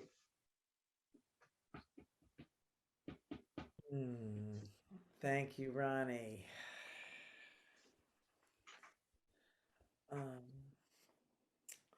Okay. I'm just going to tell you what we got left. And if there's anybody else who's dying to perform, who hasn't said they want to perform, this would be your moment to jump in, because we're in the home stretch. We've got Susan Salovey, Francis Roth, Niti Martin coming up, and then Kristen Grippo is going to be our finale. All right, that's what we got left. So anybody else, if you want to perform, quick, put it in the chat and we'll sneak you in before the end. All right, so Susan, you ready? Yes, I am. Okay, I know I'm a little echoey. Sorry about that. Hi. Okay. What? Echo. Okay, go Susan. It's so great to see you all. And I am going to tell a real beginning story about meeting Deb, followed by a little bit of something else. At the beginning of this century, newly moved to the Berkshires, I saw an ad in the Women's Times and it said yoga and painting in Tuscany. I thought, yes, please, I want some of that. So in 2001, Paul, Leandra, my daughter, and I joined a group of Berkshire travelers in Italy. It was just a few months before 9/11 ended the world of easy travel. We were met by an exuberant yoga and painting teacher, Linda Novick, joined by a newlywed couple who channeled obscure spiritual books, and a quiet, extraordinary artist, Deb Kaufman. Deb was attentive and kind to our littlest group member, my 9-year-old daughter, Leandra, who ended up worshiping her. Deb was also pensive, thoughtful. Something was going on. She was grappling with something about life that I didn't quite understand.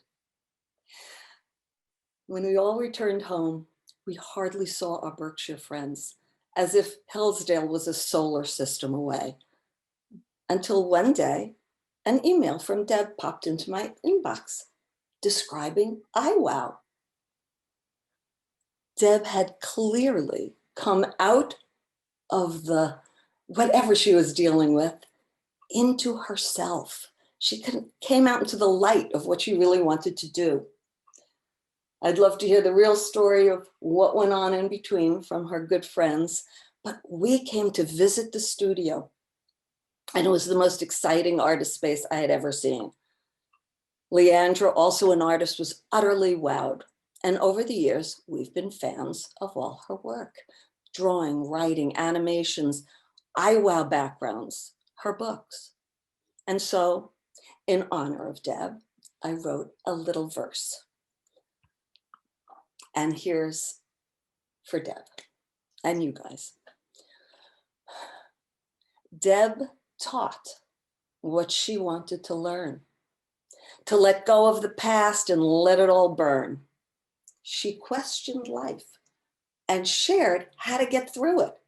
To soothe her soul, she wrote and drew it.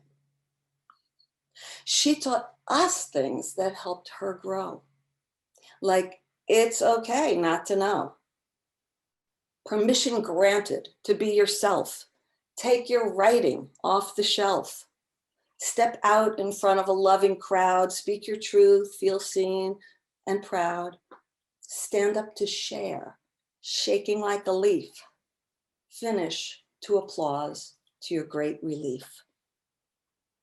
Deb made an awesome and welcoming space for all of our talents to have a place, to be seen and heard and be known, and where her amazing art could be shown. Cartoons that stood for her and me and you, characters wearing polka dots and little red shoes. She made a play space and painted it bright, filled it with humor, color, and light. She seemed to do it without a fuss, dealing gracefully with all of us. A drawing space for heart and soul, a stage to perform with no controls, except for the 5-minute rule, which really was wise and kept our ramblings down to size. Deb gave us a gift when she opened that space. As a gift back to her, let's keep this sacred space. A living legacy, both caring and kind. IWOW is soul support for heart, soul, and mind. Mwah. I wish you all could have heard my clapping hands and Paul's clapping hands for all the beautiful things I heard tonight. Thank you. I can't wait to be in person again. Thank you, Susan. That was great. Thank you. All right. Okay, Francis is coming up, And then after Francis is Niti and Kristen. Did anybody else sign up, Denise, or are we good? Okay, that still seems like what we're doing. All right, Francis, where are you? You're not unmuted, Francis. You have to push your little button. There we go. Oh, good. Now, you've performed before at IWOW, right? Oh, yeah, many times. Yeah, okay. I don't think we had any newbies tonight. I don't think so. All right, your turn. Well, I bought Soul Support over 10 years ago when I was living on Long Island. And I love that little book. And when I moved to the Berkshires 10 years ago, somehow I found out about IWOW and the drawing classes on Saturday morning.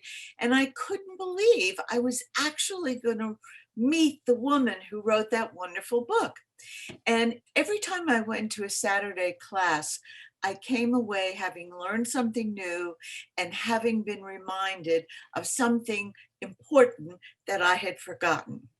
So I'd like to read two short poems. This first one I wrote shortly after the passing of a very dear friend, and it's called Cairn. On a granite slab at the edge of the quarry, we lay our heart rocks under a branch of bittersweet. The curve of ocean below frames our small ceremony, and the wind carries our words out over the blue cold sea. As numerous as the stones on the beach will be the days we remember and say goodbye again. We bundle our grief and carry it down the path, slower now, surrendering to its weight. In the days to come, we will forget this bundle until some small thing, some word, some song reminds us of its presence. Each remembrance wears at the rough edges of our pain, shaping us till we are polished smooth.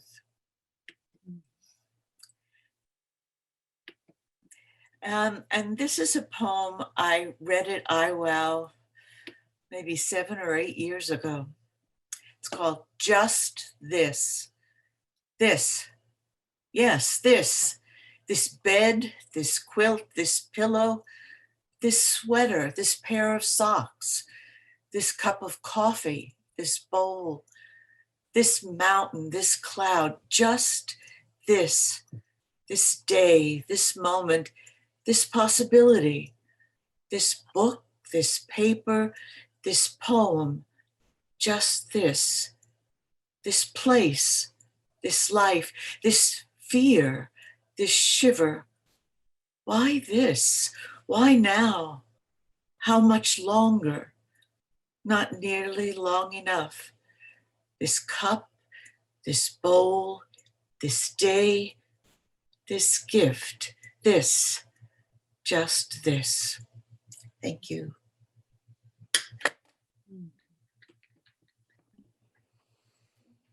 Thank you, Francis. That felt very, very much like Deb. This everything. All right, Niti, and then Kristen, you're on deck. Hi, everybody, and thanks for having me tonight. Oh, it's such a pleasure. I do miss the Saturday mornings drawing classes. It was a great connection with other artists, and I loved coming to a couple IWOWs. Didn't make it to as many as I wish I had, but we'll do that in the future. And this is a piece I'm going to read to you that I just met today. It's the writing of my mother-in-law, and she must have written this in the year 2000. She's no longer alive, and it's called The Birthing of Harry. And she's telling stories. These are stories from her life. Her name is Paula Sakura Martin, and she's writing about her history from when she was a little girl. So, The Birthing of Harry. Mom was getting fatter and fatter. Although Kay and I thought about the possible cause of that, we didn't dare ask because it put Mom in a bad mood. A strange lady would visit Mom, and Dad and Mom whispered whenever they talked about her. Finally, one morning, bright and early, Dad woke Kay and me and Joey and told us to go out and play. We started to object because we didn't have breakfast and it was raining hard. But there was something in Dad's face that stopped us. We went out and found shelter in the garage. Johnny Sitka from next door asked what we were doing, and Kay stuck her tongue out at him, so I did the same. Suddenly, Dad came running out. He said, "The birthing lady needs sheets." "Sheets off the bed?" Kay asked. Dad said, "Yes."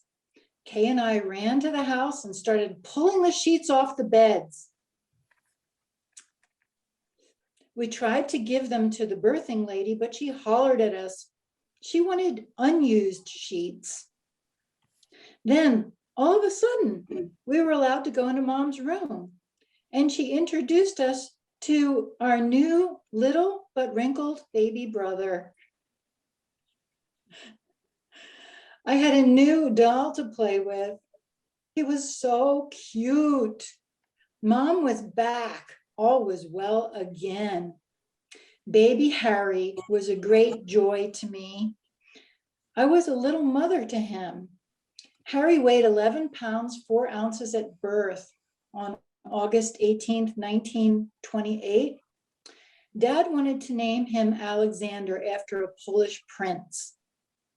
Mom wanted to name him Henry after Henry Ford, a successful millionaire American. He was given the name Henry, but we called him Harry, and he legally changed his name to Harry when he was of age. That's the end. Thanks. Thanks, Niti. What a great story. How old was she when she was? How old was your mother-in-law when she wrote that? We're trying to figure that out. She was probably around 10. Okay. And so it was great. Apparently they had no sex education. She mentioned that when they were making chickens, her mother gave her a little lesson about the anatomy of the chicken. Sometimes they'd find eggs inside. Sometimes there were little eggs.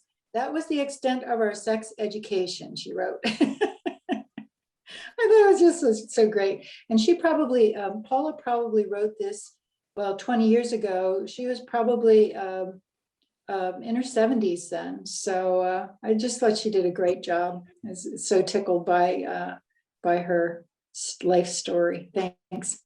Thanks for sharing it. All right, Kristen, taking us into the home stretch here. Where are you? Hi everyone. Oh, hi. Is the baby asleep? Oh yeah. Oh, good. For a while, thank God. Stays asleep. Thank you everyone. Susie, you had your what would Deb do, and I've been having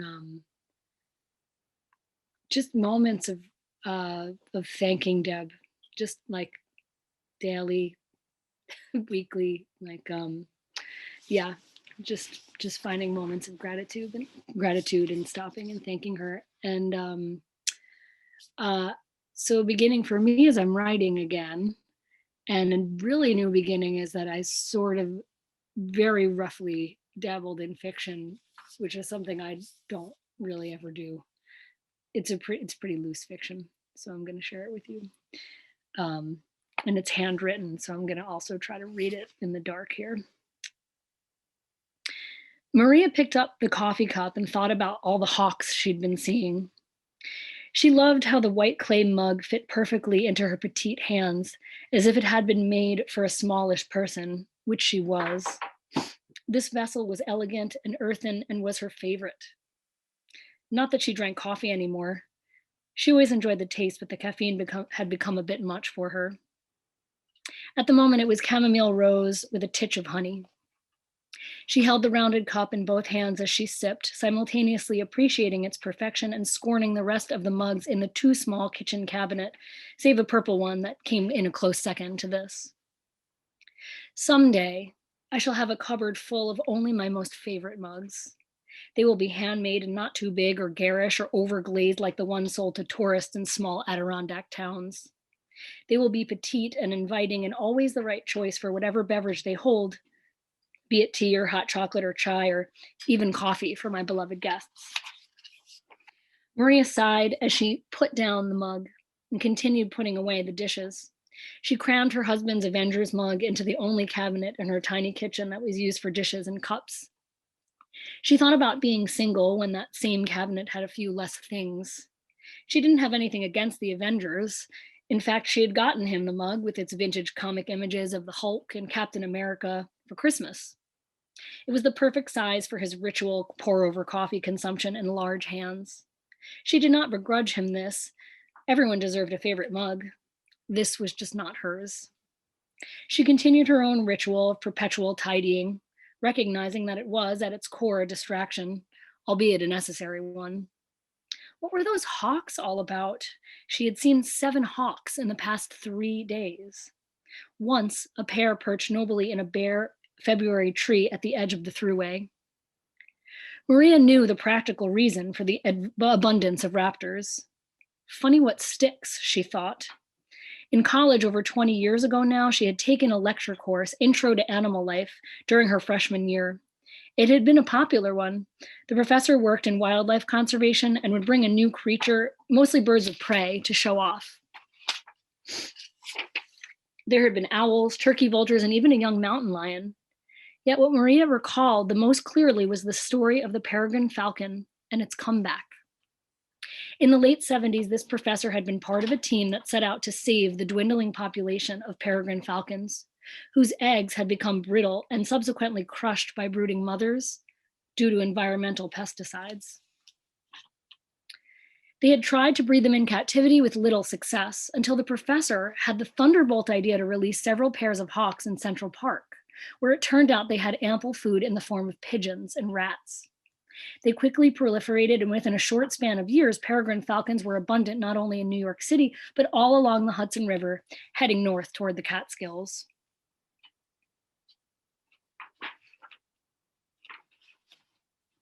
Within a short span of years, peregrine falcons were oh, I read that part already. I'm almost done. But this time, this week, there had been something more about the falcons. There were like 4 in one day, she mused. What was that thing Lonnie had said? Her friend Lonnie had gotten more and more eccentric since she moved to Hawaii to live in a yurt on a papaya farm. According to Lonnie, everything meant something. Maria appreciated her peaceful ways and kind heart, but sometimes Lonnie was a bit much. Eyeing a pile of laundry that needed tending, Maria thought, sometimes a dirty sock is just a dirty sock.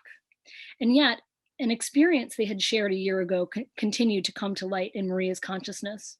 They had been on a walk down to the river, a public trail through a vast field into the woods. It was late spring, warm but not hot, sunny and hopeful. Lonnie was deep into a monologue about her choice to leave the Berkshires and how an all papaya diet was going to be just what her inner child needed. When a shadow soared across their feet. See, Lonnie gasped as they both took in the ubiquitous hawk overhead. Maria, you see, it's a sign. Yes, of course. Maria had taken in the hawk's silhouette and felt its majesty, but she had no idea what Lonnie was talking about. Maria, hawks are about future vision, seeing from a broader perspective. Okay, Lon, Maria knew that Lonnie was great at justifying her sometimes questionable choices. I am so calling Marco and telling him I'll send that deposit for the yurt. Maria looked around her small rented apartment with its mismatched carpeting and dull blinds. She crammed one more cereal bowl into the overflowing cabinet and took a deep breath. Holding her perfectly sized gray-white mug in her petite hands, she closed her eyes. An image came to her then. A tall pine cupboard with etched glass doors, a vase of freshly cut hydrangea in purple and blues on its counter. Behind the glass, 2 neat shelves lined with earthen glazed mugs. They ranged in size and design, yet somehow all seemed to fit together. waiting for the company of just the right hands. Thanks. Oh, Kristen.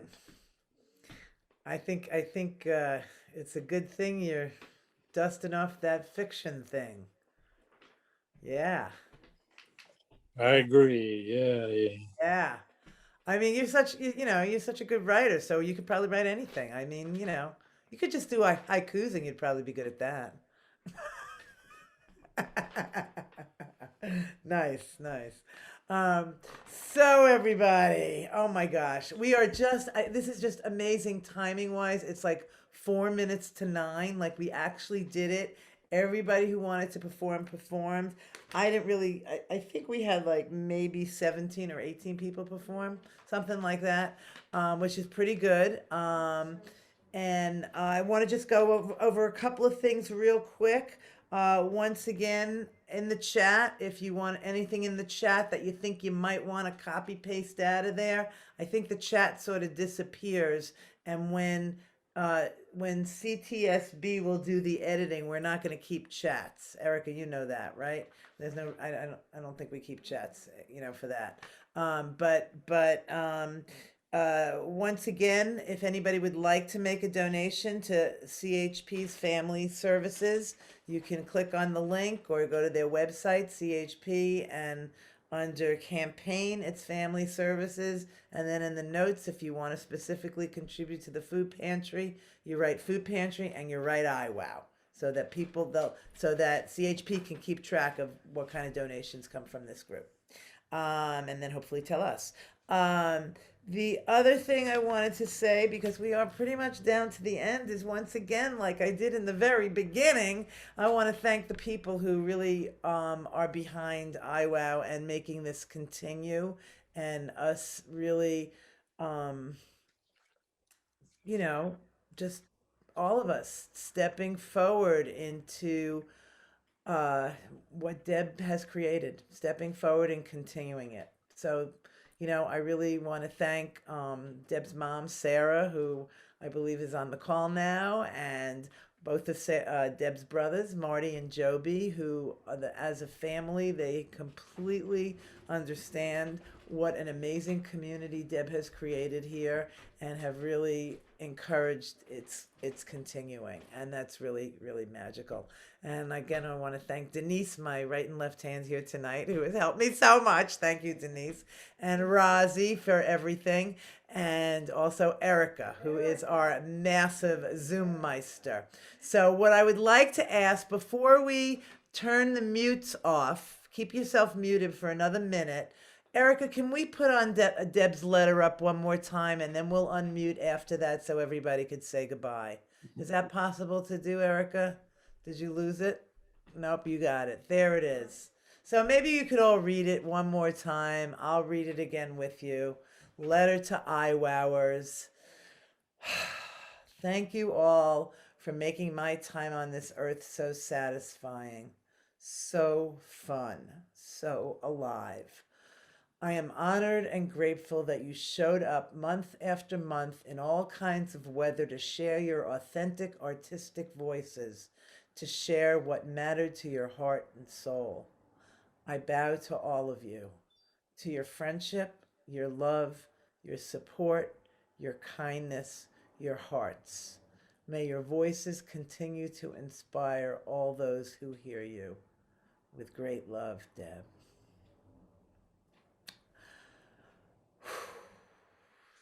So maybe, Erica, you could unmute everybody and we can all throw kisses and tell each other.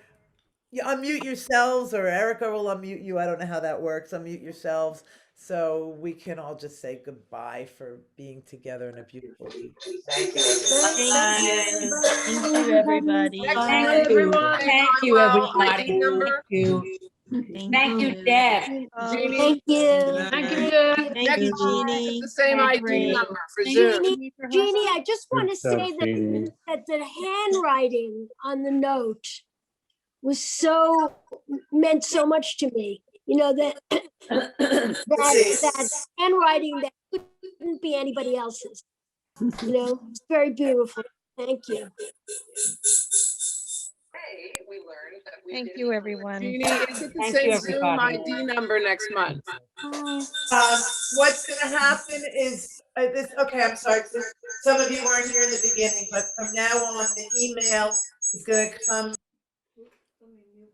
Okay, you gotta mute Denise, yeah. The email is gonna come, Denise is gonna be handling all this, and it's gonna say iwowartspace@gmail.com is the email to reach, reach her, and is that gonna be the same what things are gonna come from Chimp Mail? And that's what it'll say, that we will no longer say Deb Kaufman on the email. But it won't, will it be the same Zoom ID or a different Zoom ID every month? I don't know. That's up to Erica. Erica, could you answer that question? I don't know. We'll see. Okay, I don't know. We'll see. I loved getting an email that said from Deb Kaufman. I want that to last forever and ever. I'm sorry. Well, it's coming. It's going to come from from Deb Kaufman's Art Space and from iWow.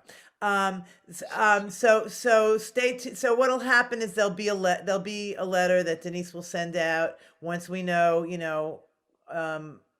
all the information about next month, like, what the theme is and who's hosting and the Zoom link, and it'll all go out in one letter.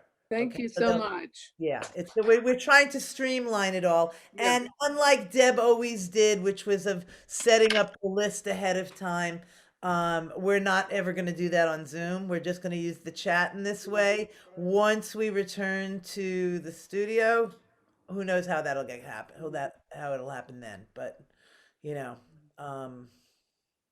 Thank you so much for all your effort. So appreciated. Thank you. Yeah, really well done. Thank you. Thank you all. We love you. Thank you. Yeah, We you love did a great job. Thank you so much. Bye-bye. See ya. That's an electric guitar. That's cool. Thank you. Love you, Christian. You're a genius.